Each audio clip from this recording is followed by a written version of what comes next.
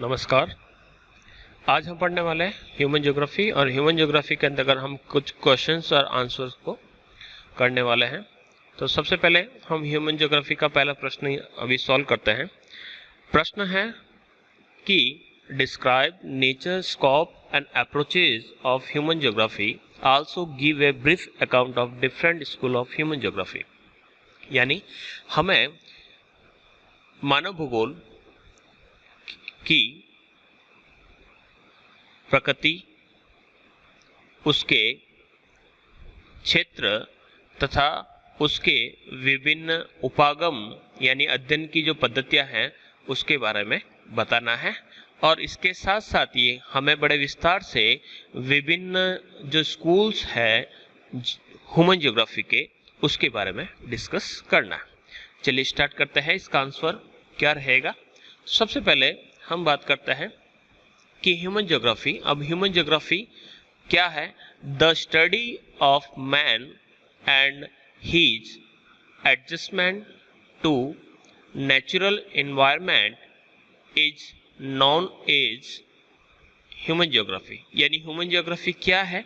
Human geography एक ऐसा विषय है जिसके अंतर्गत हम मनुष्य का अध्ययन करते हैं, मानव का अध्ययन करते हैं तथा वह अपने प्राकृतिक वातावरण के साथ किस प्रकार से अपना समायोजन स्थापित करता है उसके बारे में हम अध्ययन करते हैं। Next, man has modulated his habitat and lifestyle according to his physical surrounding natural endowment. यानी मनुष्य जो है अपने प्राकृतिक वातावरण के अनुसार अपने मकान बनाता है तथा अपनी जीवन शैली को तैयार करते हैं। यानी कहने का अर्थ ये है कि मानव अपने प्रकृति या प्राकृतिक कारकों के अनुसार अपने आप को ढालता है और उसी के अनुरूप वह अपने अंदर बदलाव लाने की कोशिश करता है। और इसी को the impact of environment on man, यानी जो हमारा वातावरण है, जो प्राकृतिक तथ्य है, उनका हमारे मानव पर क्या प्रभाव पड़ा and his adaptations to physical environment, यानी जो हमारा भौतिक पर्यावरण है उसका हमारे सांस्कृतिक वातावरण यानी ह्यूमन मेड जो इन्वायरमेंट है उस पर क्या इम्पैक्ट पड़ता है, इसके बारे में सबसे पहले जो जोर दिया गया वह ग्रीक, रोमन और जो अरब भौगोलिक विद्वान थे उनके द्वारा दिया गया। एक परिभाषा यहाँ पर और लिखी जा सकती है, जैसे कि हमने कहा था कि कुमारी सैंपल की कुछ परिभाषाओं को आप याद रखिएगा। तो एलन चर्चिल सैंपल, जिसे सी सैंपल भी कहा जाता है, जिन्होंने इन्फ्लुएंस ऑफ जियोग्राफिक इन्वायरमेंट जो 1911 में बुक पब्लिश हुई थी, उसमें उन्होंने कहा है कि जो मानव भूगोल है वह दो वर्ड आप याद रखिएगा, अस्थिर पृथ्वी यानी अनस्टेबल अर्थ एवं चंचल मानव के बीच परिवर्तनशील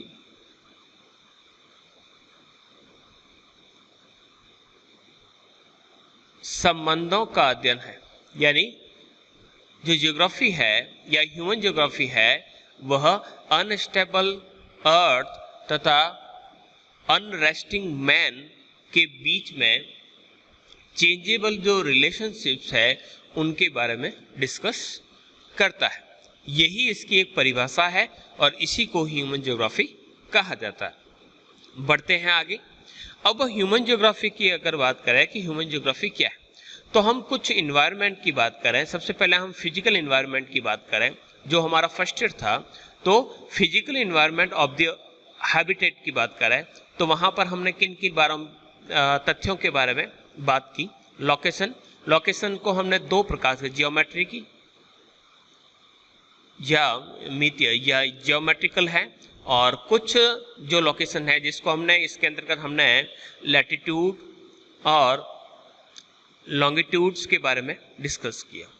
फिर उसकी टोपोग्राफी यानी किसी स्थल है उसकी टोपोग्राफी किस प्रकार की है, वहाँ पर माउंटेन है या वहाँ पर प्लेट्यूज है या फिर वहाँ पर प्लेन्स हैं, तो इनके बारे में हमने डिस्कस किसमें किया, फिजिकल इन्वायरमेंट। ये फिजिकल इन्वायरमेंट कर लीजिए या फिर इसे आप नेचुरल इन्वायरमेंट भी कह सकते हैं, दोनों सेम है। तो टोपोग्राफी के बारे में हम डिस्कस करते हैं। हम ड्रेनेज पैटर्न के बारे में बात करते हैं, यानी जो रिवर्स है वो अपने ओरिजिन से लगाकर, यानी उसका जो ओरिजिन जहाँ से होता है वहाँ से लगाकर वह जो अपनी डेस्टिनेशन तक जाती है, तो डेस्टिनेशन तक उसे एक रूट को तय करना पड़ता है, और इस रूट को और उसके पैटर्न को, उसके टाइप को हम यहाँ पर फिजिकल इन्वायरमेंट में डिस्कस करते हैं। इसी प्रकार से किसी क्षेत्र विशेष की क्लाइमेट के बारे में, वहाँ पर पाई जाने वाली मिट्टी के बारे में, वहाँ पर पाए जाने वाले खनिज पदार्थों के बारे में, तथा वहाँ पर पाई जाने वाली जो नेचुरल वेजिटेशन है, प्राकृतिक वनस्पति है, इनके बारे में हम अध्ययन करते हैं। मुख्य रूप से अगर हम कहें तो ये क्या है, हमारे भौतिक भूगोल की विषय वस्तु है, भौतिक भूगोल की विषय वस्तु है। हाँ, या फिर हम कह सकते हैं कि हमारा जो पर्यावरण है, पर्यावरण कह लीजिए, या फिर हमारा जो वातावरण है, उस वातावरण के विभिन्न जो तथ्य हैं उनका हम यहाँ पर अध्ययन करते हैं। वहीं अगर ह्यूमन ज्योग्राफी की बात करें तो ह्यूमन ज्योग्राफी के अंतर्गत हम कौन कौन से फैक्टर्स की बात करते हैं, तो ह्यूमन ज्योग्राफी में ह्यूमन मेड कल्चर, उसकी सांस्कृतिक विशेषताएं, उसका सिविलाइजेशन, उसके कल्चरल फैक्टर्स, लैंग्वेज, उसका धर्म, उसका तकनीकी ज्ञान, उसके विभिन्न जो समाज एवं उसके जो अलग अलग प्रकार के संगठन, जो ग्रुप्स बने हुए हैं, ऑर्गेनाइजेशन बने हुए हैं, इसके अलावा उसका जो व्यवसाय है उस व्यवसाय के बारे में तथा उसकी राजनीतिक भूमिका के बारे में हम अध्ययन करते हैं। ये जो जितने भी जो फैक्टर्स हैं, इन सभी फैक्टर्स को हम सांस्कृतिक वातावरण कहते हैं, सांस्कृतिक वातावरण कहते हैं, या फिर इसे हम मानव निर्मित वातावरण भी कह सकते हैं। ये मानव निर्मित वातावरण है। तो इस प्रकार से हमने दोनों ही प्रकार के वातावरण के बारे में डिस्कस किया। एक तो था ये है कल्चरल, और एक इससे पहले हमने पढ़ा कि उसका जो फिजिकल एनवायरनमेंट क्या है। अब इन दोनों को जब शामिल कर लिया जाता है तो हमारा ह्यूमन ज्योग्राफी कई जो कॉन्सेप्ट या उसका जो स्कोप है, या फिर उसके बारे में हम कह सकते हैं कि ह्यूमन ज्योग्राफी क्या है। तो ह्यूमन ज्योग्राफी के अंतर्गत हम कह सकते हैं कि उसका कल्चरल एनवायरनमेंट वर्सेस उसका जो फिजिकल एनवायरनमेंट है उसके बारे में हम डिस्कस करते हैं। तो दोनों ही को शामिल करने के बाद हमारा नया विषय सामने आता है, वो आता है ह्यूमन ज्योग्राफी। अब ह्यूमन ज्योग्राफी में हम ह्यूमन और ज्योग्राफी के बीच में क्या रिलेशनशिप्स हैं, दोनों ही किस प्रकार से एक दूसरे से प्रभावित हैं तथा एक दूसरे को प्रभावित करते हैं के बारे में हम अध्ययन करते हैं। फिर आगे बढ़ते हैं कि स्कोप ऑफ ह्यूमन ज्योग्राफी क्या रहेगा, यानी ह्यूमन ज्योग्राफी का क्या स्कोप रहेगा। तो हम जानते हैं कि the scope of human geography is enormous, यानी बहुत ज़्यादा या बहुत विकसित रूप से, बहुत विशाल रूप से इसका क्षेत्र विकसित है, क्योंकि जहाँ जहाँ पर ह्यूमन अपने इन्वायरमेंट से इंटरेक्ट होता है, वहाँ पर आपको ह्यूमन ज्योग्राफी देखने को मिलेगा। In this we study the influence of physical environment. Physical environment में हमने डिस्कस किया था, फिजिकल इन्वायरमेंट में हमारे कौन कौन से फैक्टर्स आते हैं, location, topography, drainage system, reverse का जो सिस्टम है, क्लाइमेट है, सॉइल है, मिनरल्स है, नेचुरल वेजिटेशंस है, इनका क्या इम्पैक्ट रहता है हमारी अलग अलग प्रकार की गतिविधियों में। तो influence of physical environment to on the economic activity, हमारी आर्थिक गतिविधियां। अब आर्थिक गतिविधियां क्यों कौन करता है? आर्थिक गतिविधियां करता है मानव करता है। क्यों करता है? क्योंकि उसे जीवित रहना है, उससे सरवाइव करना है, और जो सरवाइव करेगा वही फिटेस्ट, यानी जो फिटेस्ट होगा वही सरवाइव करेगा। तो आर्थिक गतिविधियों पर भौतिक वातावरण का क्या प्रभाव पड़ता है, यानी ह्यूमन एक्टिविटी पर हमारे फिजिकल इन्वायरमेंट का क्या इम्पैक्ट रहता है, इसकी जो स्टडी की जाती है वह ह्यूमन ज्योग्राफी के अंतर्गत की जाती है।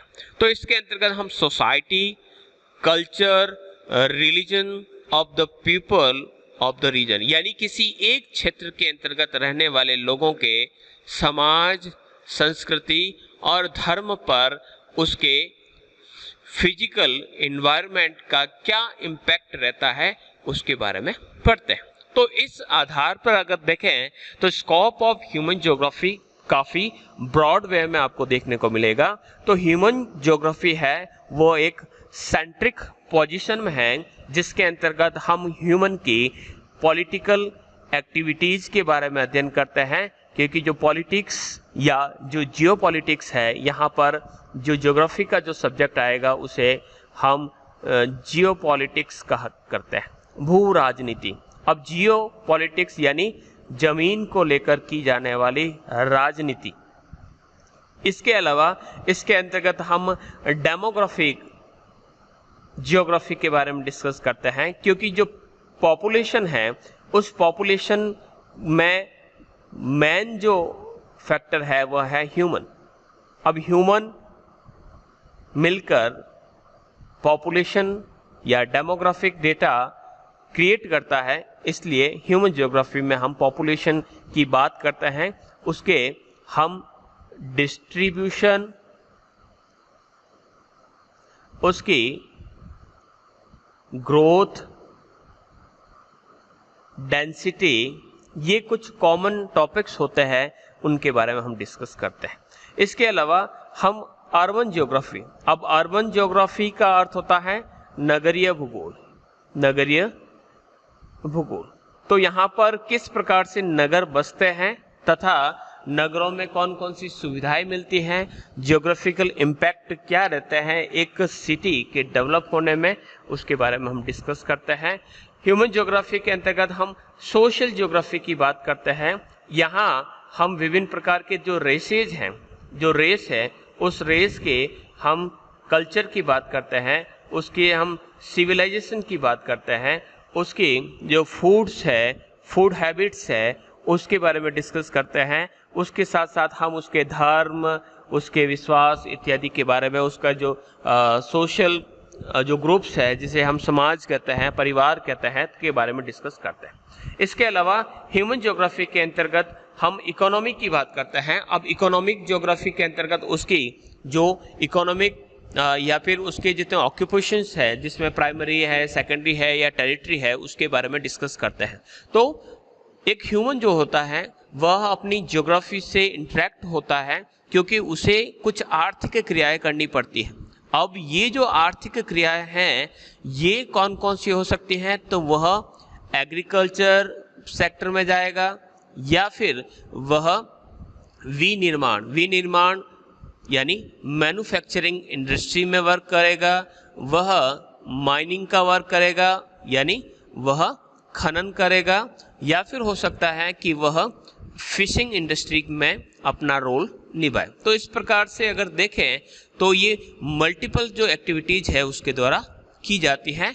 बेस क्या है? इकोनॉमी। तो ह्यूमन को अपनी इकोनॉमी या अपने जीविकोपार्जन के लिए, अपने परिवार को पालने के लिए इकोनॉमिक वर्क करने पड़ते हैं।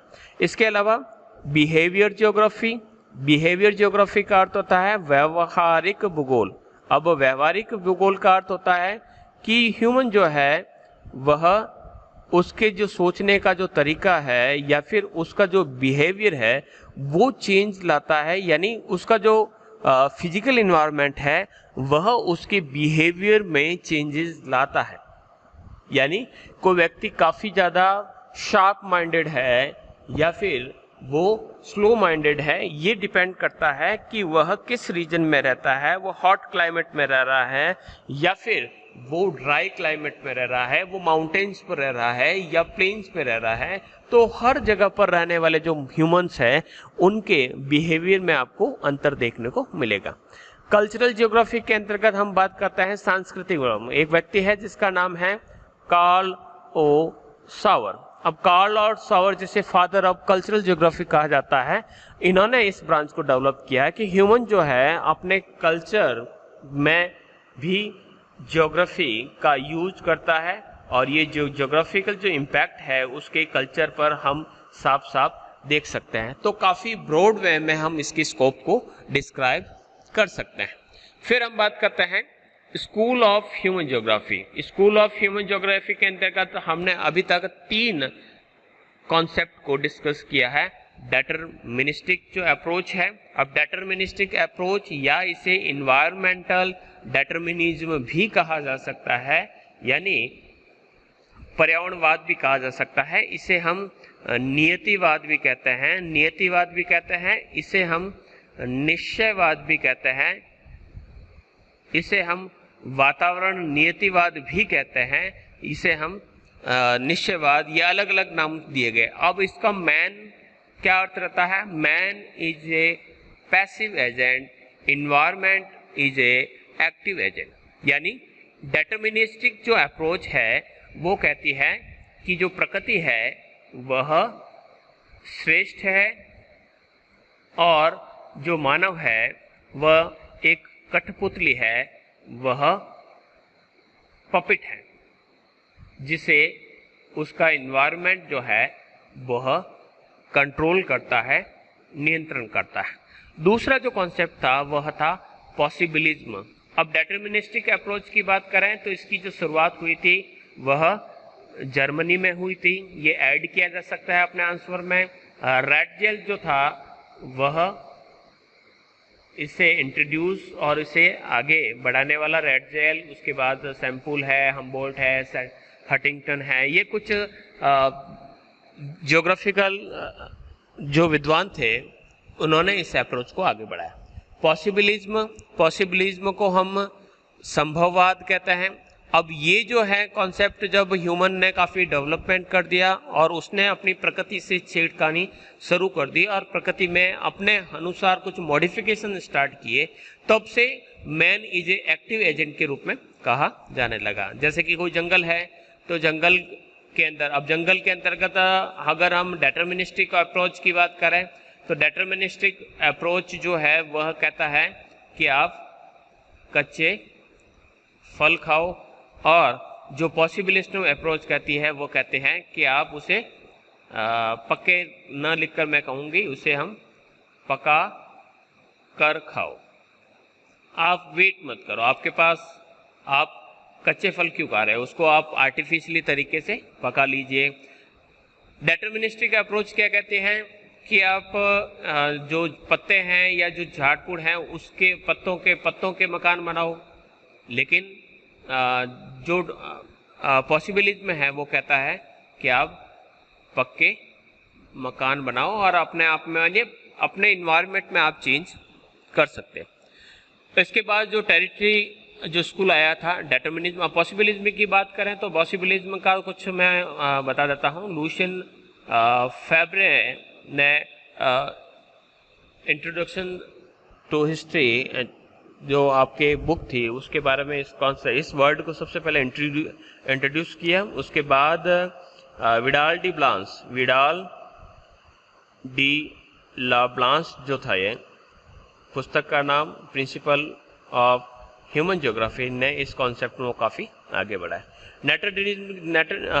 नियो डेटरमिनिज्म की बात करें तो नियो डेटरमिनिज्म का कॉन्सेप्ट था वो ग्रिफिथ टेलर द्वारा लाया गया। उसने कहा कि ह्यूमन जो है वो एज ए ट्रैफिक इंस्पेक्टर के रूप में है, और दोनों के अंतर्गत यानी डेटर्मिनिस्टिक और जो पॉसिबिलिस्टिक जो अप्रोच थी, उन दोनों अप्रोच को उन्होंने कंबाइन करके एक नया कॉन्सेप्ट किया। यानी न तो प्रकृति को दबाया जा सकता है, कंट्रोल किया जा सकता है, न ह्यूमन को कंट्रोल किया जा सकता है, दोनों ही एक दूसरे को बराबर रूप से इंटरेक्ट करते हैं, दोनों एक दूसरे पर बराबर रूप से इम्पैक्ट डालते हैं, और उसी को ध्यान में रखते हुए ह्यूमन को अपना डेवलपमेंट करना चाहिए।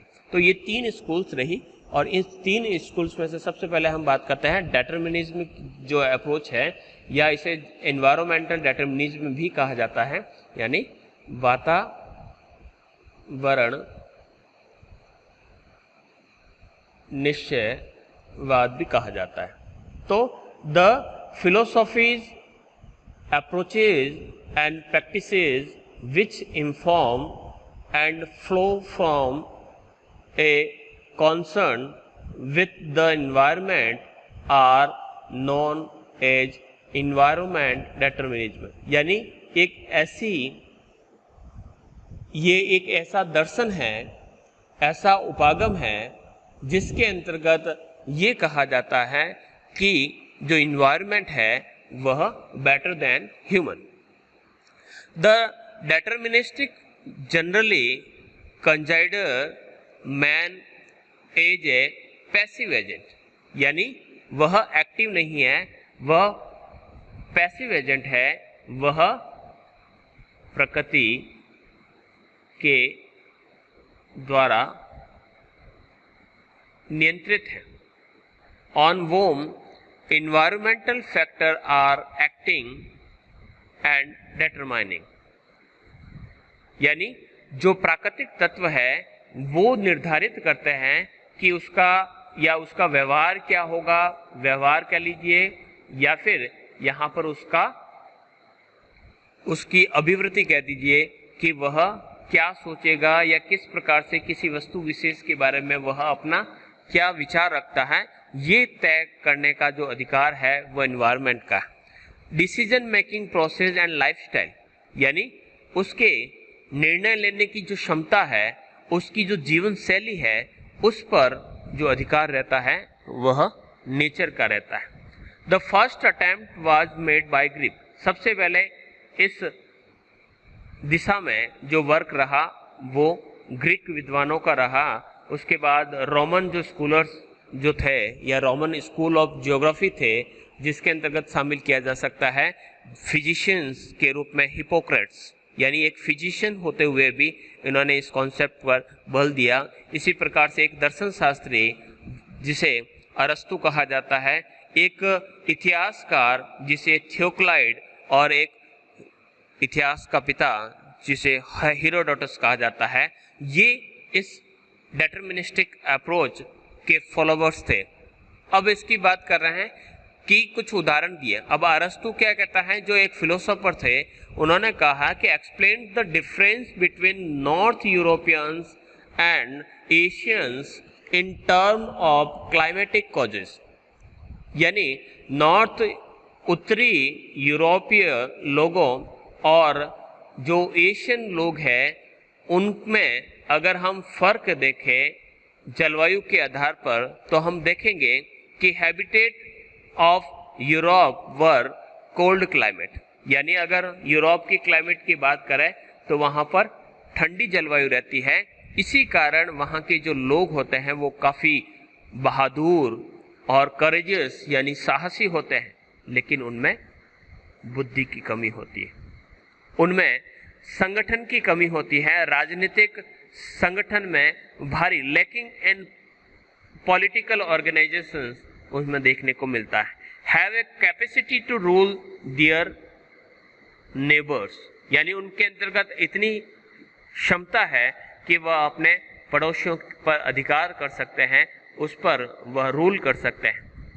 इसके अलावा अगर हम एशिया की बात करें तो एशिया के अंतर्गत क्या है, वार्म क्लाइमेट पाई जाती है, गर्म जलवायु पाई जाती है।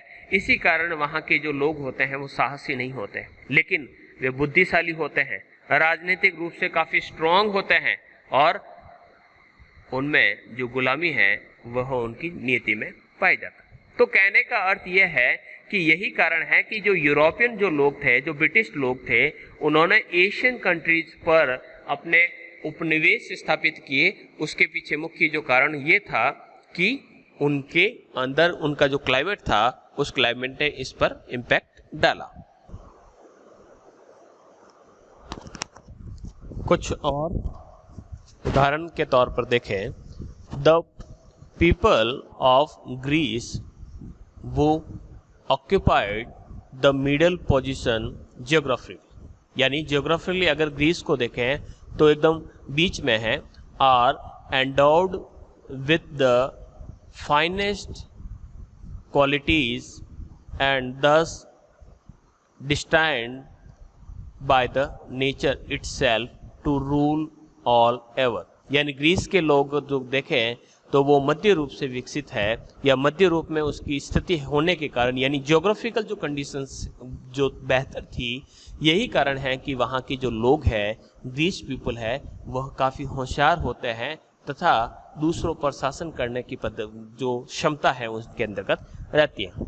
इसी के अलावा जो स्ट्रैबो है, जो एक रोमन ज्योग्राफर थे, वो कहते हैं कि how slope relief climate all were the work of God and how these phenomena govern the lifestyle of people, यानी जो स्लोप है, जो रिलीफ फीचर्स है और क्लाइमेट है, ये सब चीज़ें जो है ये एक व्यक्ति की जो लाइफ स्टाइल है उस लाइफ स्टाइल में परिवर्तन लाने में सक्षम रहती है। इसके अलावा जो स्ट्रैबो का ये जो था कि जिस प्रकार से ये इन पर प्रभाव डालते हैं। कई और उदाहरण है जिसमें मॉन्टेस्क्यू का है कि out the difference between the people living in the cold climate conditions and people living in warm climate conditions, यानी जो ठंडे जलवायु क्षेत्रों में रहने वाले जो लोग हैं तथा गर्म जलवायु में रहने वाले जो लोग हैं, उनके अंतर्गत आपको भारी अंतर देखने को मिलेगा।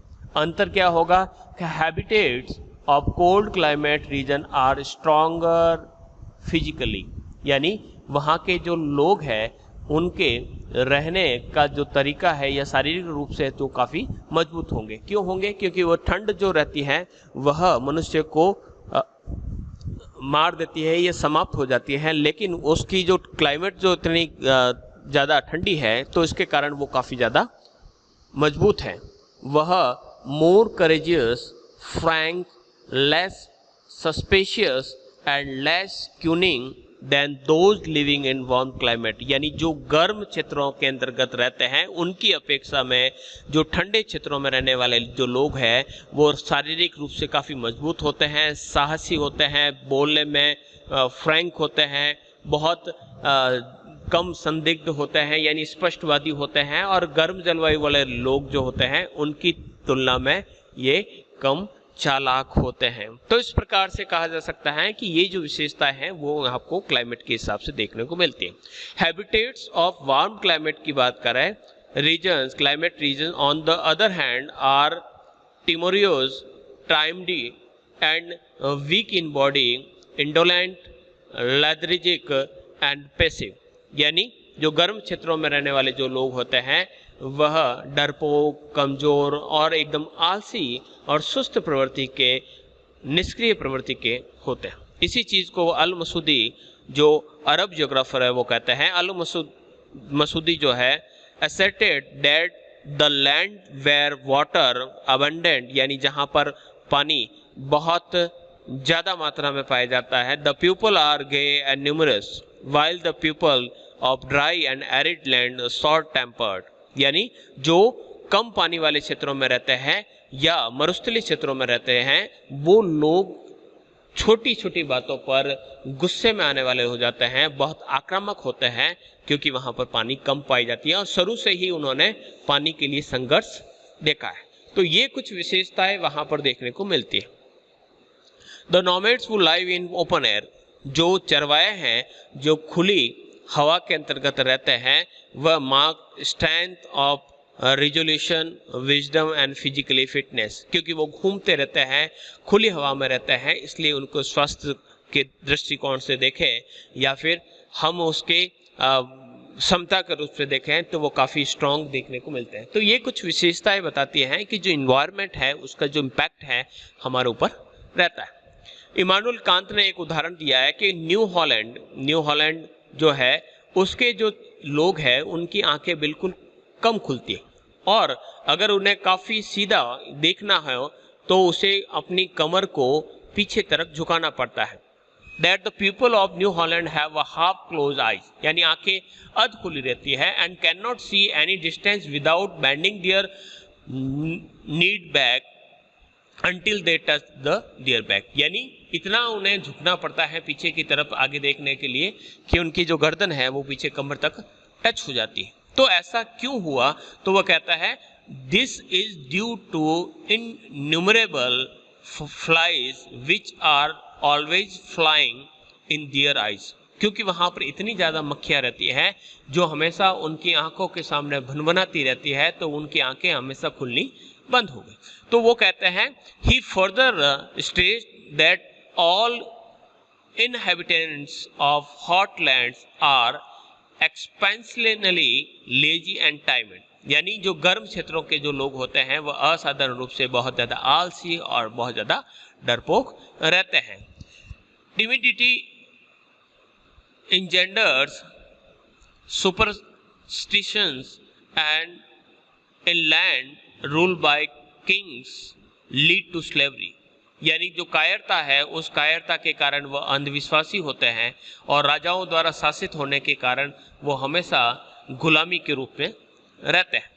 तो जलवायु के प्रभाव से इन support of his hypothesis of influence of climate, he stated that animals and men who migrate to other countries are gradually affected by new environment, यानी जो व्यक्ति अपने देशों से माइग्रेट होकर नए जगह पर जाते हैं तो वहाँ पर जलवायु का प्रभाव जो है वहाँ पर देखने को मिलता है। तो उदाहरण के तौर पर कहा गया है the brown squirrels which migrate to Siberia, यानी इन गिलहरियों को जब साइबेरिया लेकर गया, turn grey and colour of white cows, यानी जो गिलहरियों का जो कलर है वह ग्रे हो गया, और कलर्स ऑफ वाइट काउ यानी जो सफ़ेद रंग की जो गाय हैं इन विंटर्स टर्न ग्रेस, तो वो सफ़ेद गाय ग्रे कलर की हो जाती है। तो इसका अर्थ ये हुआ कि जो कलर है, चमड़ी का जो रंग है,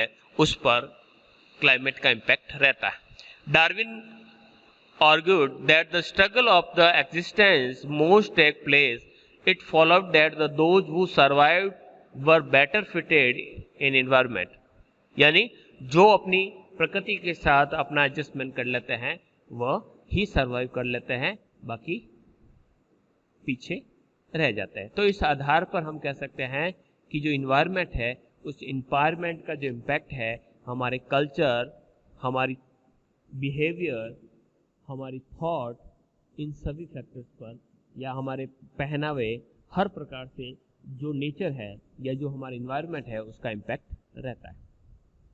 आज के लिए इतना ही। Thank you.